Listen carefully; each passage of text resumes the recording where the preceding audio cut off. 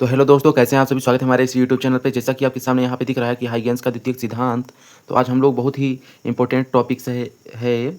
और यहाँ पे किसी भी सेट में अगर आप लोग देखेंगे तो हाइगेंस का द्वितीयक सिद्धांत पूछता ही है। ठीक है, तो यहाँ पे चलिए देख लेते हैं कि हाइगेंस का द्वितीयक सिद्धांत का जो डिफिनीशन है, उस परिभाषा है किस प्रकार है। तो यहाँ पे सबसे पहले अगर पेपर में पूछेगा कि हाइगेंस का द्वितीयक सिद्धांत लिखिए, तो आप लोग लिखेंगे कि इस सिद्धांत के अनुसार, ठीक है, इस सिद्धांत के अनुसार प्रकाश की तरंग प्रकृति की होती है तथा तथा तरंगों का संचरण तरंगाग्र व द्वितीयक तरंगिकाओं के रूप में होता है। इस सिद्धांत द्वारा प्रकाश के परावर्तन, अपवर्तन, व्यतिकरण तथा परावर्तन को, ठीक है, परावर्तन को समझाया जा सकता है। तरंग सिद्धांत से प्रकाश विद्युत प्रभाव की व्याख्या की जाती है। ठीक है, यहाँ पे हम लोग लिख दे रहे हैं कि जाती है, ठीक है, की जाती है।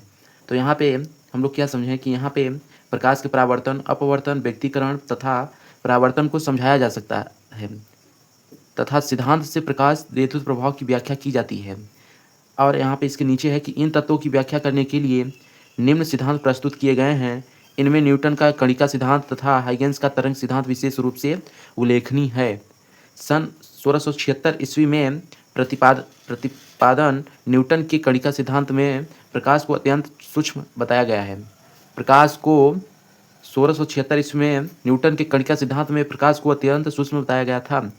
ठीक है, जो कणिका सिद्धांत था उसी में प्रकाश को सूक्ष्म बताया गया। तो यही था हाइगेंस का द्वितीयक सिद्धांत। तो आप लोग इसको अच्छे से नोट कर लीजिए, पेपर में बस इतना ही लिखना है। और बहुत ही ज़्यादा इंपॉर्टेंट टॉपिक है ये, तो 5 अंक का पूछता है।